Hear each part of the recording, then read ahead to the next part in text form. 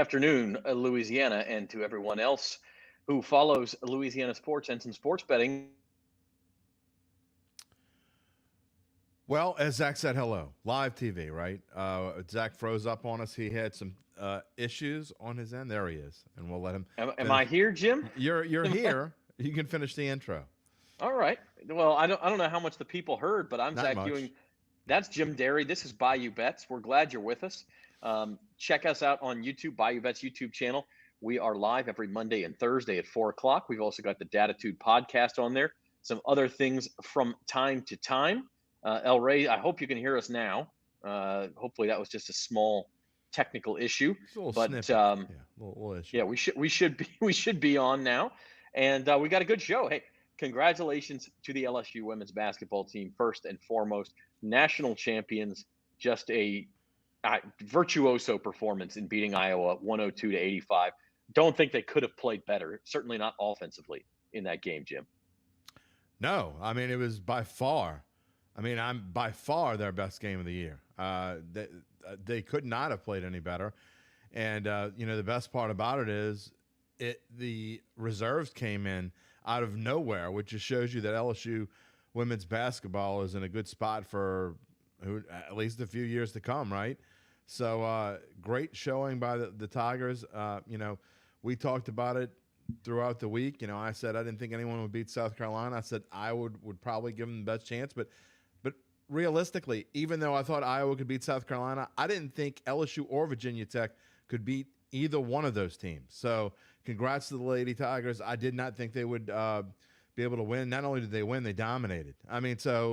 Yeah, El Rey, I'm telling you right now, I'm eating crow because I was wrong about that for sure. They showed up and they played like the best team in college basketball yesterday because they were. Yeah, and on that day, look, I said it on Twitter yesterday. If they're going to make 10 3-pointers, you're not going to beat them. They're too good offensively. They're too good. What's the chances of that? Too good defensively. Too good at offensive rebounding. The only thing LSU is really not good at is they're not a particularly good shooting team. And in basketball, that kind of matters. But the point is, if you're so good at everything else and you shoot the ball that well, like they did. Jasmine Carson in particular, hitting all 5 of her 3-pointers in the first half. You are not. I don't care. Including one off the bank.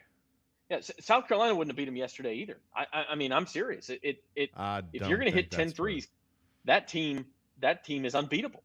They're the best team in the country by far if they're going to shoot like that. We'll never know. The one thing that I was impressed with more than anything beyond the 3-pointers is the one criticism I've had of LSU women's basketball over the past month and a half to 2 months is that they have had times, especially in bigger games, where they just frankly didn't kind of show up. They looked like the lights were too much for them.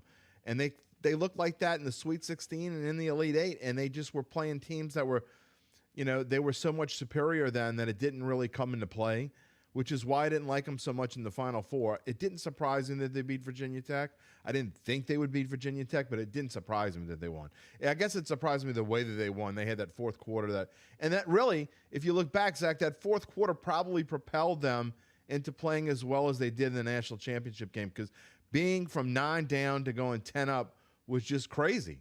So that gave them a lot of confidence, and Kim Mulkey never lacks for confidence, and neither do her players. And they take on her ego, I guess, to say, which is going to lead into some of the things we're going to talk about in the next couple minutes, because I don't mean to take away from some of the things that took away from the game, in my opinion, but they certainly had Kim Mulkey's ego with them in the final moments of that game and afterward that I not necessarily was appreciated by some LSU fans and some LSU alums, I guess. Yeah, there's some controversy around it, and we will get into it. But I'm of the opinion that there is too much confidence. Antonio Enrique Lopez from Salvador, Brazil. Welcome to you, sir. He spells glad football to have you with with a us. U. Yeah. I hope I'm saying your name right, Lopez instead of Lopes. But he went to Dillard University in New Orleans. So welcome to you. And yeah, let's dig in a little bit more. I just to By put the a way, bow on my I point. started my career covering plenty of Dillard, Suno games back in the day in Xavier. That's how I got my career started in the writing business, covering those games, and loved it. I loved covering those basketball games because they were always fun, and the people there were always very welcoming and open to me. That's back when we used to cover Xavier, Dillard, and Sino. Believe it or not, we used to cover all of their home games back in the day. That was a long time ago. And the GCAC, good stuff. The Gulf Coast Athletic Conference, that's right. We got excited about LSU. We should mention we are sponsored by Caesars Sportsbook. Go to NOLA.com/Caesars today. Get your special offer. Also, subscribe to the channel on YouTube. Go follow us, bet.nola on Instagram. All of that good stuff. We are everywhere you look, all your sports betting and Louisiana sports news. Here's our headlines to start the day. Of course, the top one about the LSU women. We got the men's natty tonight as well. Jim, San Diego State versus UConn. We'll talk about that. The red hot Pelicans, 4 games left. And not only do they look very good for the play-in tournament, almost a lock at this point, they are stalking the top 6 to where they don't even have to worry about the play-in. And then the Masters. It's Masters week. It's the best week of the year in golf. And even though rain is coming, that can make betting more interesting. They tee off on Thursday, so we'll talk about that as well. By the way, a full Masters show, special edition Bayou Bets, coming later this week. Look out for our social media. We'll announce that. It'll either be tomorrow or Wednesday. And you'll also have a special Masters data tube, Jim. And by the way, it's San Diego State. We can beg to differ if you want. Okay, that's German. I hear. Yeah, we're gonna have a special datitude. You'll be a part of it on Wednesday morning at 9:15. You and Uncle Big Nick, and we'll give our best bets for the tournament. It'll be a short and sweet show before the regular.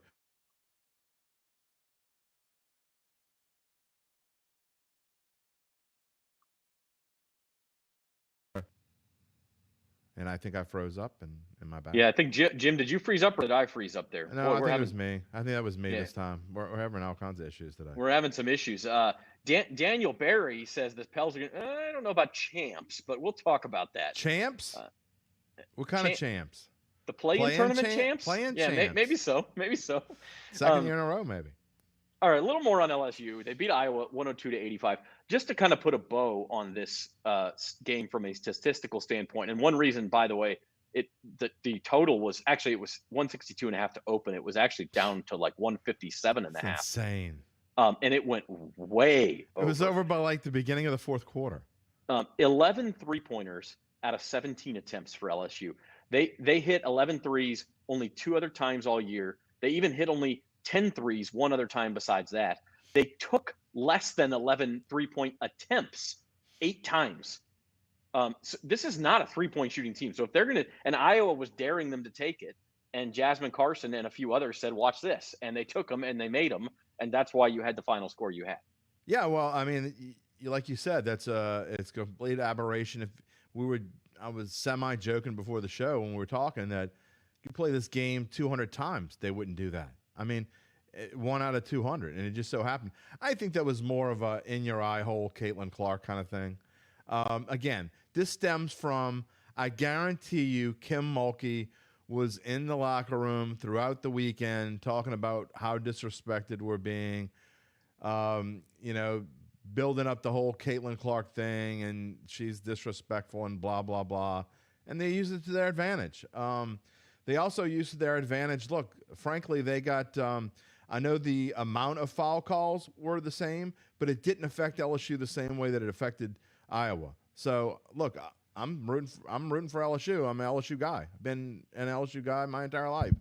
So obviously I'm rooting for LSU, but you're kidding yourself if you don't think that LSU got the benefit of most of their calls because A, they're deeper, and B, you're talking about the best women's player on the planet right now, Caitlin Clark, who she gets 3 fouls in the first half, gets the fourth on just the most ridiculous.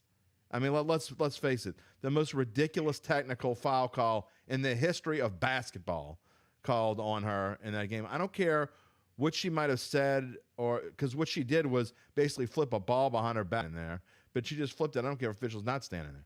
It was ridiculous. So anyway, LSU benefited from that. It doesn't change the fact that they scored 102 points. So even the best basketball player on the planet probably can't help Iowa get to 102. Yeah, and I mean, I will save this for the end of the show. Spoiler alert! But our rants at the end of the show, the officiating was terrible. As far as the dust up at the end, the you can't see me John Cena thing that Angel Reese does to Caitlin Clark. Jim, I know you're not crazy about that sort of stuff in general. I will say this, and I like, and I know it's been floating. Caitlin Clark did the same thing to Louisville in the Elite Eight, and I'm not going to say I've watched Caitlin Clark play a ton of basketball, but I did see the game against Maryland in the regular season, and I've seen them play in the tournament several times. And Caitlin Clark, listen, she backs it up, but she talks some. That girl talks some crap too. And so to me, this falls under the category of if you dish it out, you have to be able to take it. And to Caitlin Clark's credit, I mean, Angel Reese did that, and Caitlin Clark walked away. Okay, I've been beat. To the victors go the spoils. LSU talk the noise. Iowa had to take it. I'm fine with that. That's how sports are. Yeah, my problem wasn't so much the first one towards the end of the game. You do it, take that, whatever. My bigger problem is Angel Reese was almost stalking her towards the end of the game and following her around and, getting in her face. And then, the Alexis Morris comments after the game when you should be talking about yourself and not the disrespect you feel. Save that for a later interview. I didn't like it. You look, go out there and talk about yourself all you want. I mean, you can talk about yourself until 11 p.m. at night if you want, if they want to let you talk that long. But to me, it's not, you're stalking some girl. She just lost the national championship. She gets it. She got her ass kicked. It is what it is. Let's move on. So I did not like the way that it ended. Again, the first one was okay, but she was following her around basically. And, you talk about flipping the ball behind your back. To me, why is that not a technical if you're following someone around basically hounding her? And I'm sure there was some filth words spread in there. So, hey, it is what it is. And yeah, I mean, and I really act don't like you've done make, it before. Act like you've done it before, I guess. And they haven't done it before. I get they that. haven't. Yeah, Right. I get that they haven't done it before. But again, this stems from Kim Mulkey's ego. And look, it won him a national championship. It's great, wonderful. But all those reactions yesterday, everything that I have a problem with, to me, that stems from Kim Mulkey, and she almost encourages it. So if I guess you are a reflection of your coach, they say, and we saw what we saw. I am okay with brashness. I'm okay with a little cockiness if you can back it up. LSU backed it up, and they backed it up for bettors too. By the way, you could have gotten them at 60-1 to win the national title before the season, and in fact, there was a Louisiana bettor at Caesars who got them for $500 at that price. Jim, $30K richer today. That's a way to celebrate a national title. And look, we don't need to put them on the screen, but let's stop with the racial stuff. Okay, it has nothing to do with color. I saw what I saw. I would have called it the same. In fact, I did. I didn't like the way Caitlin Clark acted before. So it has nothing to do with race. So let's get that out of the way. I'm not going to ignore it, okay? You guys can call out whatever you want, and people who are watching the show can call out whatever they want. My opinions have absolutely zero to do with race. Again, I would have thought the same way if it had been Caitlin Clark acting like that, and she did. And I had a problem with the way she was acting before. And again, like I said before, I think it's a reflection of Kim Mulkey. These are kids playing basically in my mind. So it has nothing to do with all that. You guys can just throw out that because it's so easy to throw out these days, but that pisses me off. I have nothing. That doesn't enter my mind at all. Not at all. And I'm an LSU person. I'm an LSU alum, an LSU a fan. I've bled purple and gold since the day I was born. So if you don't like that and you don't like my opinion, I don't care what you think. That's what I thought as an LSU fan at the end of the game. And again, has nothing to do with race. So now we can move on. I just didn't have a problem with it at all. I didn't have a problem. I love the bat flipping in baseball. Like as long as there's a line you can't cross, and Angel Reese certainly did not cross that line to me. And as long as it's talking smack, and Caitlin Clark talked plenty of smack too, and it doesn't become physical and it doesn't become an altercation. You don't get right up in somebody's face. I'm fine with that, and I think I was fine with the way it happened. I just can't believe how much we're talking about it. But what I would like to talk about is $30,000 for one bettor. I got them at 20-1, actually, about 2 weeks before the tournament started. You could still have gotten LSU at 6-1 to start the Final Four, just because of the presence of South Carolina. So LSU, not only did they win a national title, but they took it to the sports books on this one. Yeah, they did. And if you believed in LSU from either the beginning of the season, you really won. If you believed them from the beginning of the tournament, you even more. You won not even more, but you won big there too, because 20-1 is pretty darn good. And if you believed them to the start of the Final Four, none of which I had nothing on LSU. Again, I've said throughout what I thought about why I believed what I believed about LSU and why I was wrong about LSU. They had not shown up under the bright lights before this Final Four. Again, if you look at how they played in the SEC tournament, they wilted against Tennessee. They absolutely didn't show up against South Carolina the first time they played them. And Zach, you and I talked about it towards the end of the regular season. There were quite a few games where they, let's say, got a little lucky to win some of those games that they had no business even being in a close game. So the fact that they played the way they played in the Final Four, they deserve to be excited about it. And LSU fans deserve to be excited because they played their best basketball in the last 5 quarters that they played by far. It's not close. That fourth quarter against Virginia Tech and the entire 4 quarters against Iowa, not even close. And they deserve to win the national championship. And look, I don't know if they would have beat South Carolina, but it doesn't matter whether they would have beaten South Carolina or not. They didn't play them. They were the best team at the end of the national championship, and I was wrong. Say it again. So congratulations to the Tigers. By the way, El Rey says Kim Mulkey on college basketball's Mount Rushmore. Yeah, Rick sure Pitino is the only other coach who has led 2 different schools to a national title. Yep. So let that sink in a little bit. And while we're on the topic, here's our poll question for this week. Which LSU sport will win the next national title at the school? Baseball is number 1 in the country, of course. They've won all 3 SEC series. It took 2 out of 3 from Tennessee this weekend. Football team, we know that they won in 2019. They're right around the corner. Would it be women's basketball again next year, the year after? I mean, could they get back and do it again? Or will it be some other sport, Jim? I think it's going to be baseball. I really do. This baseball team, and again, they won 2 out of 3 this weekend against a really good Tennessee team. But, man, their Friday and Saturday they're tough to beat. And when they get in the tournament, I think they're deep enough pitching-wise. They're certainly deep enough offensively. It's going to depend on how the bullpen does, and we'll see a lot toward when we get in the SEC tournament. I think you'll see more. But to me, I think baseball is the next best chance. I think football is going to be good next year. I don't think it's going to be national championship good. I still think the Georgias and the Alabamas of the world are just a tick better than the Tigers, although I do think the Tigers are going to be much better, and I can't wait to see what Jaden Daniels does next year because, you want to talk about negative Nellies, and we see negative Nelly in the comment, but I see a lot of negative Nellies about Jaden Daniels last year going into the season, and on this show, we were high on him from the beginning, and he proved that he was a great quarterback, and I think he's going to have a wonderful season. Potential Heisman candidate. I think LSU could have some decent odds, but I don't think they're quite ready for that, but I think they will be soon.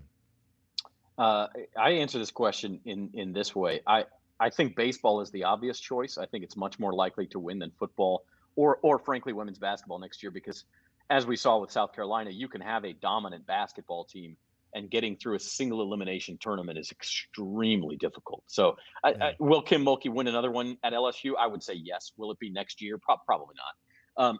But to me, the best answer on this board is other. And I will tell you why, because here we go. The LSU, well, it's not, listen, there's a lot of choices out there, and LSU is good at a lot of different things.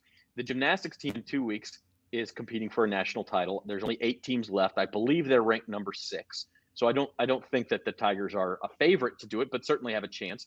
And then look at the track teams. The men's team's ranked number 5. Yeah. The women's team's ranked number 6. And I think LSU is track before baseball? I guess track is before baseball. I believe the track team was the most recent LSU team to win a national title before the women's basketball team. So I think other is probably actually the smart choice here. But we want to know what you think. Go to bet.NOLA.com and make your pick. What will the next sport be for LSU's next national title? Baseball, football, women's basketball again, or something else. Gymnastics, softball's ranked number 12. Don't forget about softball. Track number 5 and 6. So there's lots of choices there. And I think it's an interesting question. So I'm curious to see what the results look like. Speaking of interesting, there's an interesting comment that I do want to post. Demetrius, who posted a comment earlier about everyone entitled to their own opinion, which we live in America. I hope that is true. And I agree with this comment 100%. He's fine with having luck on my side. Absolutely. If your team wins the championship, whether it be a team you bet on or just your favorite team, you have to have some luck. And it's like, I'm a poker player. You can be the best poker player in the world, but if you don't have some luck during a tournament, you're not going to win. And I agree 100%. The Saints wouldn't have had a ring right now had it not been for Lady Luck, because honestly, the Saints had better teams than that 2009 season for sure. The 2011 team was better than that one. Frankly, the team that lost to the Rams in the NFC Championship game, I'm not going there again. But that team was probably better than the 2009 team. So yeah, you got to have some luck, absolutely. And you get it by all means. Great, you got luck. You didn't have to play South Carolina. The rest of it, to me though, I don't think any of the rest of it was luck. I think LSU did pretty much, besides the fact of not having to play South Carolina in the championship game. Utah missed a couple free throws at the end. That was fortuitous. Maybe so. Maybe so. But that's as much joke from the other team. Yeah, you don't win 6 games in a row, single elimination. We'll talk about the men's game here in a minute. You have to have some luck to get there. It's Pop. Speaking of getting it, it's Poppy gets it. Hit the like button for us. Subscribe. Everything that you can do to help us. And no doubt, Gwen. And we'll talk some Saints later in the show too. Poppy and Jerry, our regulars. We love you absolutely. guys. Let's move on and talk about the men's team, because there is one more college basketball game tonight. It's at 8:20 tonight. It's a late start, but in Houston, UConn facing San Diego State. Is the Huskies, who are 7-point favorites. By the way, if you like UConn, and Jim, I think you do, Caesars is the place to bet it. They're 7.5 everywhere else. So you get that extra, that hook where you get a push if they win by exactly 7 at Caesars. So you want to take advantage of that.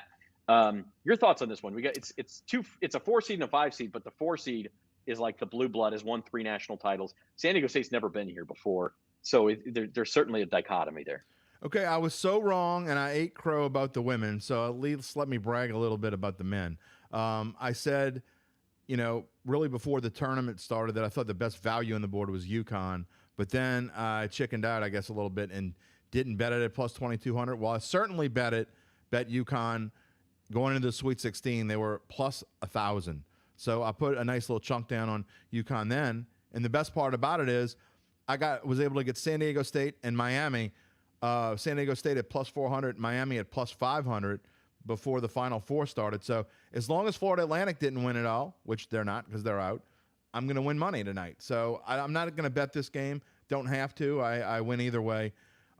If that being said, if I had to bet, I don't think UConn, if they had to play this game 10 times, I think UConn wins 8 times. I think that's how good they are. That being said, 7 points is a lot in a national championship game. And I know that UConn's been destroying people. So, but like you were telling me earlier today, Zach, big money's coming in on San Diego State throughout the day. Some big bets on San money line, which was plus 300, and I think is now plus 285 or something. It's moved down and on the spread. I thought about putting actually a little bit more on San Diego State to get because again, I'm going to win either way, but I was thinking about putting a little bit more on the San Diego State money line as a value. I think UConn wins the game, but if you're talking about value, and that's what we always talk about here when you're betting, it's not necessarily who you think is going to win the game, because I think UConn's going to win the game. Do they win 3? Do they win 3 out of 4, which is basically what San Diego State's? I don't know. So that's close, but I think you're getting value in San Diego State. I honestly, I know people want to bet it just because it's a big game and all that. If I had to bet one way or the other, I would probably take the points, but it's pretty close. And it's I don't know that you're getting value in a line there. So I think it's going to be a lower scoring game. I took the under yesterday and was wrong. I actually like the under 132. I think this game's played in the 60s. Yeah, I agree with you. I think it's a tough game to read. If forced, I would take the points. What I'm actually considering doing is a little parlay with San Diego State plus 7 and the under. because to me, those things are Yeah, correlated. I agree. If San Diego State keeps it close, that probably means it's a low scoring game. And so if you want that value, you get that plus 260 from a two-way parlay. You take San Diego State plus the 7 and the under 132. If the under hits, more than likely, I mean, for the under to hit and UConn to cover, you're talking about winning something like a 70 to 56 game. It'd have to be real low scoring, which could happen. But to me, the value of plus 260 at getting those two together is there.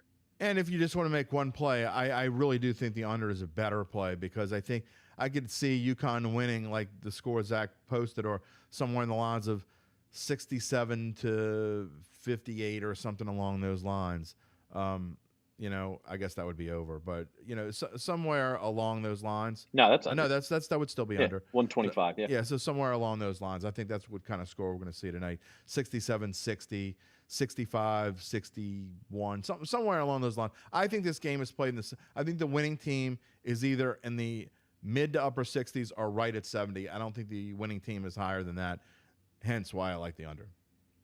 Fun title game though. Love having it will be fun. Kind of a newcomer and then a blue blood, and let's see what happens. Let's see if they can show up. So that's the men's title game.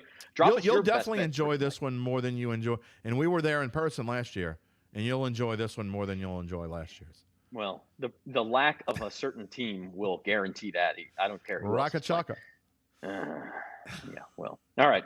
Let's move on. Topic number 3 is the New Orleans Pelicans. They have won 7 of 8 now, I believe is the correct number, after beating the Clippers on Saturday. Of course, the NBA taking the night off tonight. I actually really like how they do that. Let the focus be on the college basketball national championship game, and it kind of has the bonus of you get a day to reset the NBA for the final week, because next Sunday is Easter Sunday is the last day of the regular season in the NBA, and so we'll know at that point who's in the playoffs, who's in the play-in, all that kind of stuff.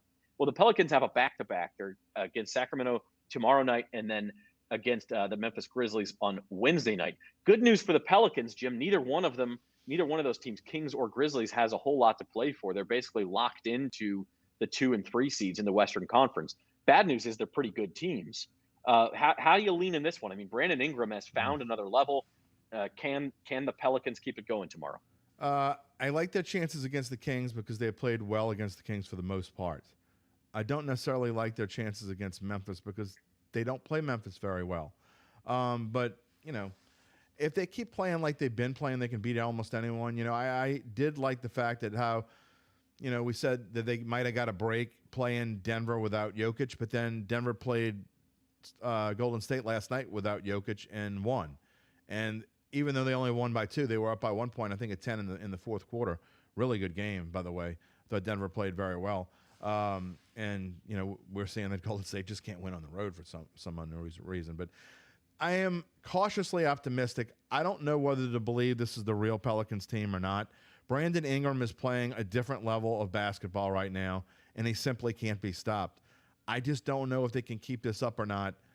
We'll find out soon enough, because this stretch coming up, Kings, Memphis, get the Knicks who are fighting for a spot. And then you finish with the Timberwolves, who are somehow lost yesterday, a game that they had no business losing. Oh, man. That's just crazy. But now the Pels are in a spot to where it really, I think the way the Clippers are kind of faltering, and they got a tough schedule, I think it's either the Pels or the Lakers for that 6th spot. It certainly seems like it. And by the way, Brandon Ingram against the Clippers scored 36 points without attempting a three-pointer. Yeah. It was like 1975 all over again. It was amazing. His mid-range is as good as any player in the league right now. His mid-range, and we knew that already, but I mean, just the way he's playing, it's insane. It's like a layup for him. It's amazing. Yeah. All right, what do the Pelicans need? We see these odds in the market to make the playoffs. Well, they changed a lot over the last couple They were like plus 500 literally 2 weeks ago. Now they're minus 245. They're almost certainly going to make at least the play-in. You see the odds are minus 210. If it was just to be in the play-in or better, it'd be minus 2,000. I mean, they just need one more win or one more Mavericks loss, and maybe the Jazz need to lose too. But I mean, they're going to get in at least the play-in. But the question is, can they get into that top 6? What do they need? You think 3-1 gets them into the top 6 in these last 4 games, or do they need to win all 4? No, I don't think they need to win all 4. I think 3-1 gets them in because, again, I think the Clippers are going to fall off a little bit. What are the Lakers going to do? What is Golden State going to do? I think they still have another game with Phoenix. And the Lakers play the Clippers, by the way, this week, I think on Wednesday. Yeah. So there's some big games coming up during the week. If I had to bet right now, I think the Pelicans are going to finish in the 7th spot. That's kind of where I feel like they're going to finish. But even that is not that. Of course, you want to be in that 6th spot. And to me, the reason why you want to be in the 6th spot more than even the play-in game is because you want to play the Kings. You don't want to play Memphis, in my opinion. Memphis is just not a good matchup for this team. So to get to that 6th spot to me would be a major coup, and avoid Memphis and avoid Denver. And then after the 3-6, you would play. Then you can worry about the Grizzlies, or you get the second Lakers round. Everybody's good. Everybody's good. At who that cares point. after that? Yeah. Just get to the second round. That would be a major thing for this team, especially after losing 10 in a row. When's the last time a team that lost 10 in a row in a regular season made it to the second round of the playoffs? I don't know, but I think the Pelicans have a decent chance to do that. Hell, it was almost last year's Pelicans. Really. They just didn't quite make it. Okay, so here's the other big question with the Pelicans. Zion Williamson is practicing 5-on-5. He was dunking in practice the other day. He did not participate today in the full team practice. So he will not play tomorrow against the Kings. But there have been some rumors that he could be back as early as Wednesday against the Grizzlies. What are the odds, Jim, if you had to set the market for Zion? Let's give you 3 choices. 1, he comes back during the regular season. 2, he comes back in the postseason, whether it be play-in or playoffs. Or 3, we do not see Zion Williamson in a uniform again until the fall. Okay. I think the longest odds would be that we don't see him in a uniform until they play in the fall. That's assuming they don't fall to like 9 or 10 and go one and done in the play-in. I think the best chance is that he gets ready and plays in the playoffs. Now there is a chance that he plays Saturday night. They go on the road to Minnesota. Do you really want him to come back on the road for one game in the regular season? Maybe to get him ready to play. I don't know. I think the most likely chance is that he comes back in a play-in / playoff game. And Jerry thinks they need to win all 4 games with some help. If they win all 4 games, they don't need any help. They're in the playoffs. Yeah, they need like one loss by somebody, and the Lakers play the Clippers. So there you go. If they win all 4, I think they're going to get. I think they're mathematically would be in one of those spots if they win all 4. I think. But anyway, I think might need one Warriors loss. I think Zion. We will see Zion in uniform. I don't know how much he will contribute. Talked to David Grubb last Friday on Datitude, and I think he was kind of under the same kind of feeling that he said that he thought we would see him in the playoffs most likely, but how much is he going to help? Because how much he'll be able to play? Is it going to be a 15 to 18 minutes a game thing, which is better than nothing? But then how does that change your flow? That's one thing you worry about too, Zach, is winning 7 out of 8. It's kind of almost the same. They put Zion out of their minds and they're like, we're just going to go out and play basketball. They finally got the feeling of getting over those injuries. What does it do to the rotation? How does it change things? I don't know. If he's ready, you play him. I get it. But how much does he play? I just don't know how much effect he's going to have, even if he gets in there. But I guess if you wanted me to put a number on it, I'd say it's probably even money, whether he plays in the regular season or playoffs against not playing at all. I'd put it at about even money.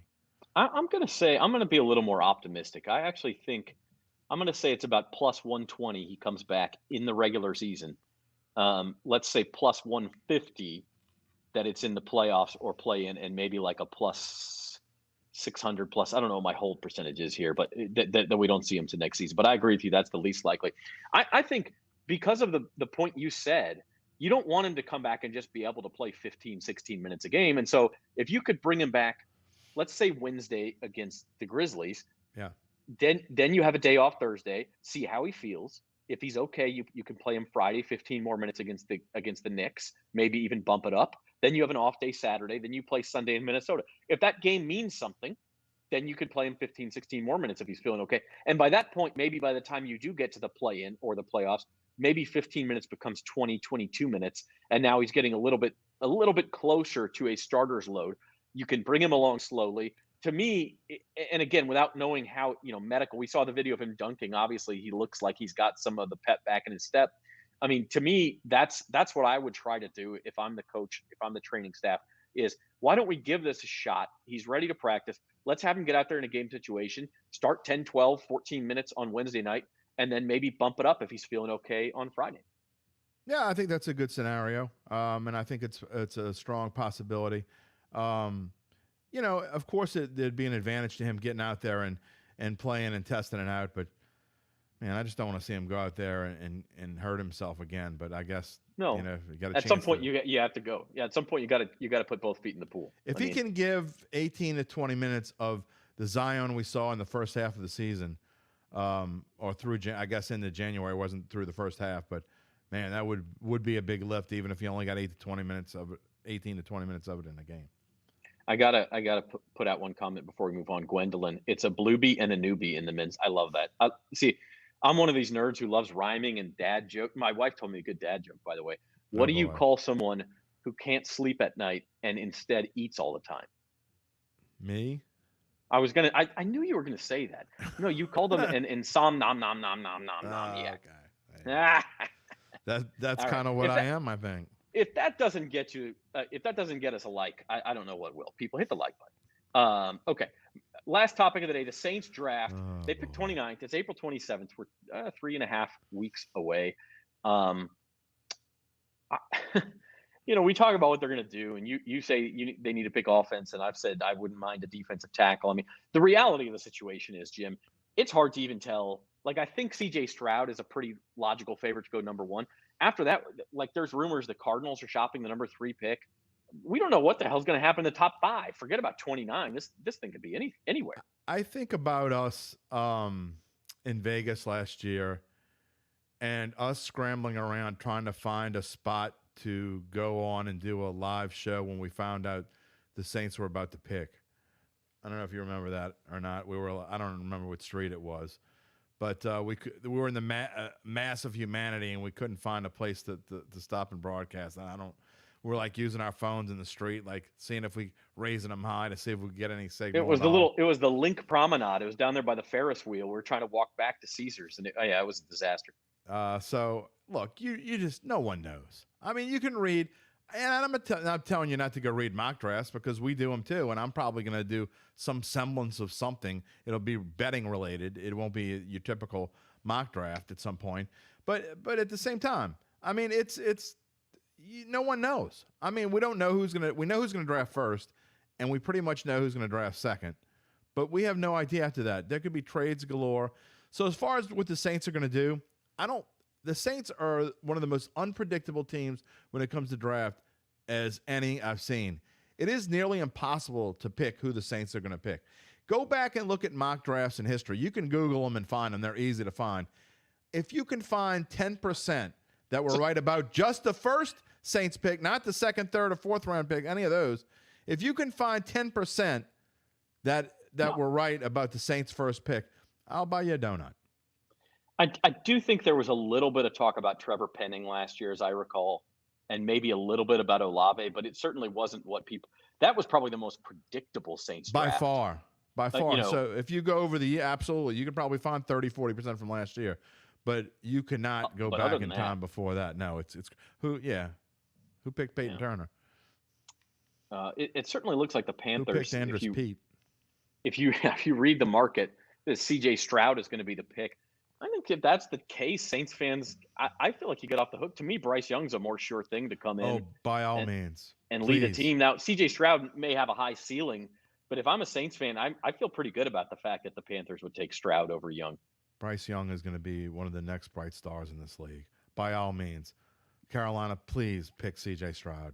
Well, or even more, if they take Anthony Richardson, which there's a video flying around of Anthony Richardson sitting on his butt and throwing the ball and hitting the roof of the Florida practice facility, which is like, put the guy on Stupid Human Tricks on Letterman or put him on America's Got Talent. But that's a super strong arm. It's amazing. I don't know that it makes you a great NFL. I mean, Jamarcus Russell had a cannon. Yeah. A lot of guys have cannons. It doesn't mean you can play quarterback in the NFL. He also liked Um, the buffet. is is Anthony Richardson like? Would he scare anyone for the next 2-3 seasons? Like, to me, he needs time to get to that point if he ever gets there. I don't know why I have faith in general managers because there are a lot of bad ones. But I'm going to make a prediction here that I will probably repeat multiple times before we get to draft day. I predict that Anthony Richardson is the guy that's in the green room and that they keep going back to, and now they can't believe that he's not getting drafted and he goes like with the, I don't know, 20-something pick, which is still too high. Anthony Richardson doesn't belong with C.J. Stroud or Bryce Young. He just doesn't. He's better than Will Levis. I would rather him than Will Levis, but that's about it. From this group anyway, he's.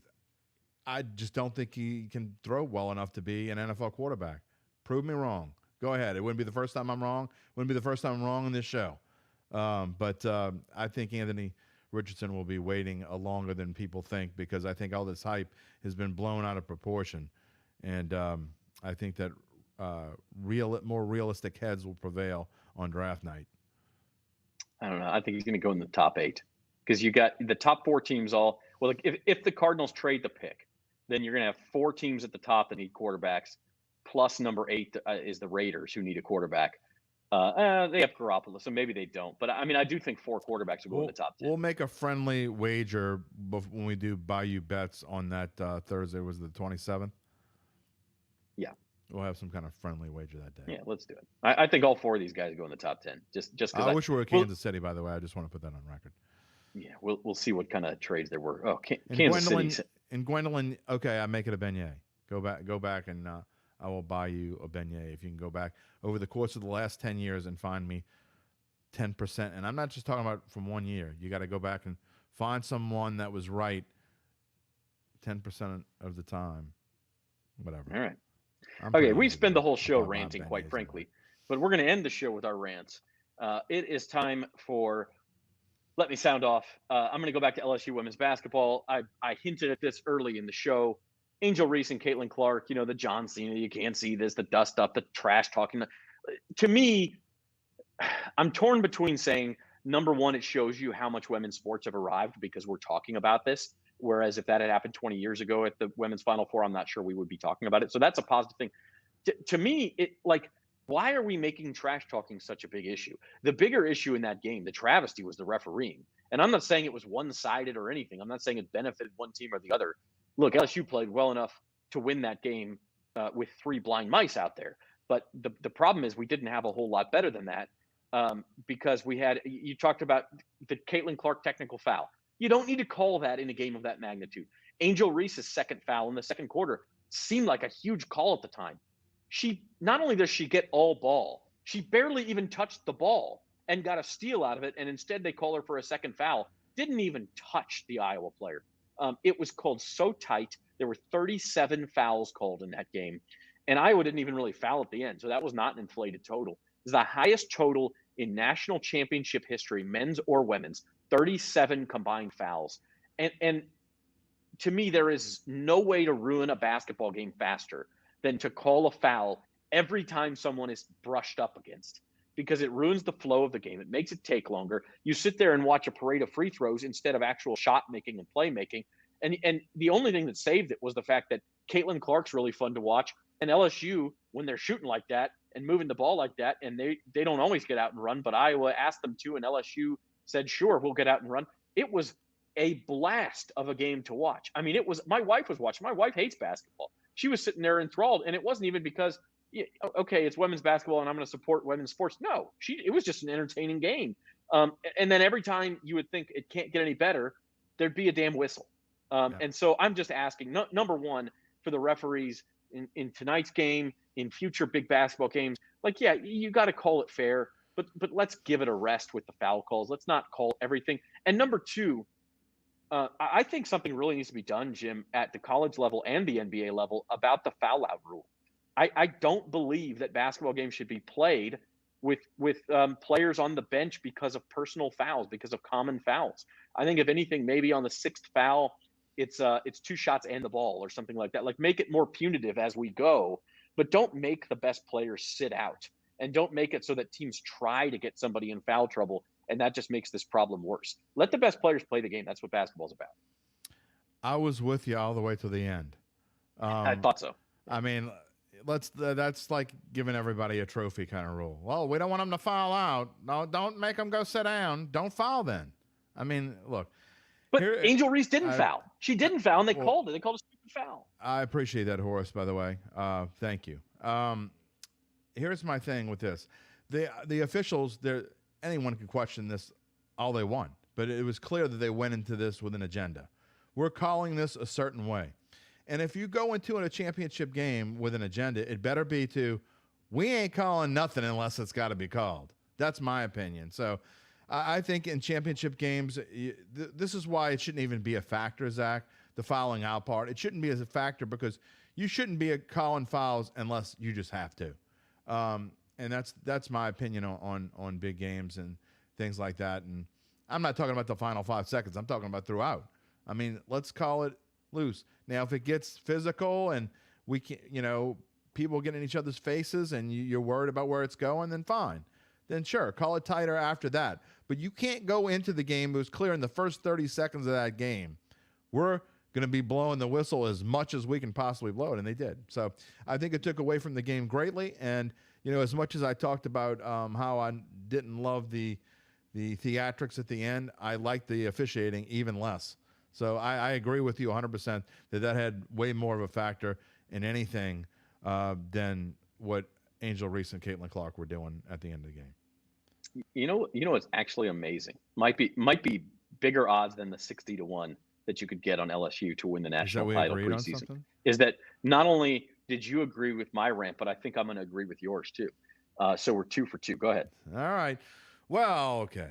I mean, yes, I'm a contrarian. I don't do it just to be a contrarian. It's just I don't agree with people a whole lot.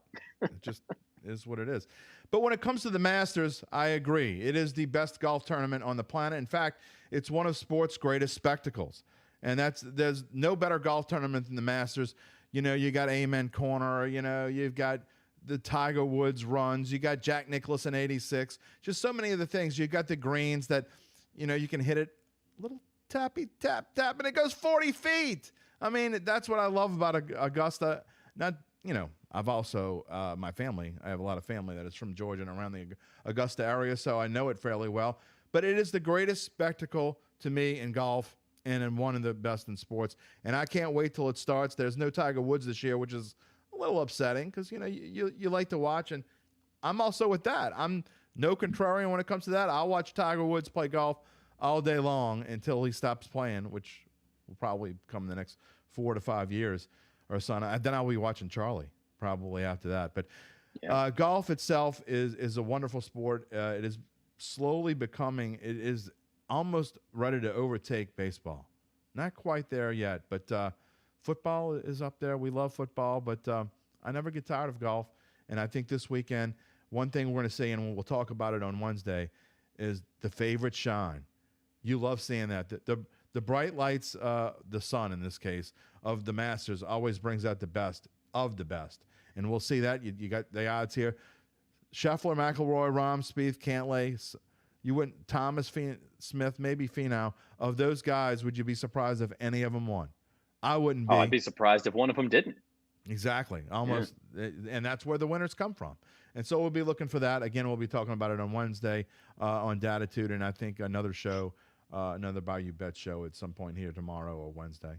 But can't wait for it. It starts Thursday morning, and I'll be watching from start to finish, even probably on my phone at the family's crawfish bowl on Sunday, where I'm sure they'll be watching basketball, and I'll have to watch the Masters on my phone. It's okay. Yeah, it's unfortunate. I don't like the years when it ends on Easter Sunday because you want to spend time with the family and it's hard. But man, you are 100% right. There's something about the Masters. And look, I am fully aware that the people of Augusta National Golf Club they're doing this on purpose, right? Like, it's the mystique of Augusta. It's hard to get in there. It's almost impossible to be able to play around there.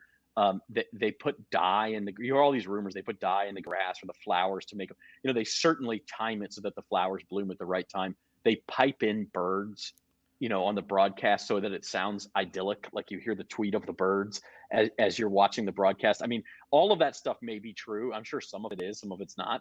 I don't care. Like they got me hook, line, and sinker. I'll turn it on Thursday. It doesn't even come on TV for like the first 2 hours because they want to build the anticipation. So you can't turn it on till like 8 o'clock. And then you turn it on and you hear it and you hear the theme song. And then on the weekend, you hear Jim Nance's voice. Maybe on Thursday, Friday, it's Mike Tirico. And you're just kind of like, that's the good stuff right there. Well, and it almost doesn't matter who's winning, right? It was Pat Summerall when I was growing up. And you'd be surprised, for those of you who think Pat Summerall was only a football broadcaster, he was a hell of a golf anchor. And I think Jim Nance is wonderful. I think Mike Tirico is wonderful, but Pat Summerall was a heck of a golf anchor. And go back and watch some of those things back on YouTube, and he made it as fun. So that's where I got it started.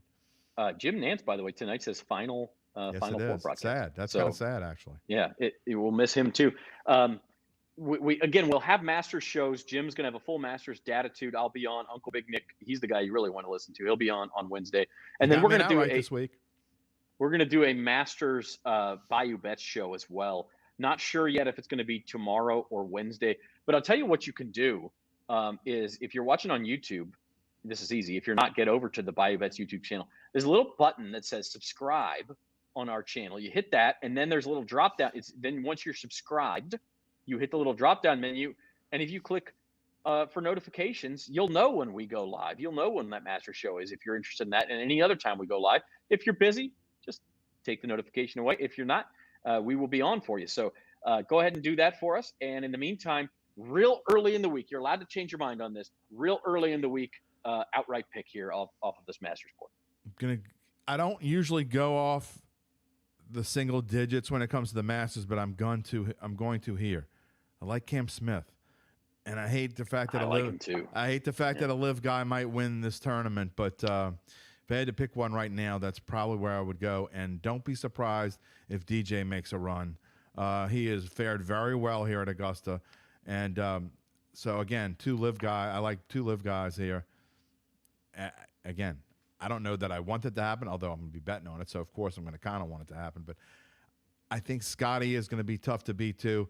I hate the plus 500. You pretty much can't bet it at plus 500. I don't think you can bet any of those single digit guys. I mean, I hate to say that. Well, but we'll talk more about it on Wednesday. But like those prices are absurd for an 88 golf tournament. I'm just going to say shop around there, and I say that all the time, not just about the Masters, but shop around. I mean, that you should have multiple books on your phone, and just look around. But again, I don't think anyone. You can forget the notables. I'd be surprised if anyone that is not on that first up 2,500 and better list or higher, I guess I should say, worse list, is going to win this tournament. So one of those guys is going to win this tournament, I believe. Yeah, I'll give you a couple of names further down. Xander Schauffele at 25-1 is incredible value. I know he's playing right now. He hasn't played well here before, but you'll never see a 25 next to that guy's name. So I don't mind that. And then Will Zalatoris did play well here last year. If there was going to be one guy off that's not in there that I would might want to take, it's Zalatoris. 40-1, and again, he's had some injury problems this year. He's not playing great, so I get why it's 40. Yeah. But if he gets it together, he has played well here before. Don't mind that at all. But if I had to make one pick, I do like Cam Smith as a pick. Our marketing director Ryan Lips gave this name earlier today, and the more I think about it, the more I like it. How about Patrick Cantlay? Yeah, that's a great value, I think. Yeah. Well, there's no such thing as a great value, I think, in the Masters. I think they're more really the weaker the tournament. Like Corey Connors, I thought was a wonderful value going into this week. Uncle Big Nick, that was one of his picks, and helped me get me an outright. But I mean, when I started looking through it, I'm like, yeah, that's a great value. So got him at 27-1, I believe.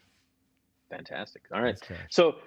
That's our show for today. We will have a master show, hoping tomorrow, trying to get some guests lined up, but we'll let you know on social media. And of course, when we go live, if you are subscribed and you got some notifications, you can get that Bayou Bets master show, and Jim will have one for Datitude. And by the way, the Bayou Bets YouTube channel, that's Datitude goes there too. So that's your one-stop shop. Subscribe to that channel and you're going to get all of those and sign up for the notifications. You're going to get all of those notifications, and hopefully join us for more stuff. Love the interaction today. Love the comments. Congratulations to the LSU women's basketball team. Enjoy the men's game tonight, and we'll be back with you to talk some Masters later this week. So for Jim Derry, I'm Zach Ewing. Thanks for watching Bayou Bets, everybody.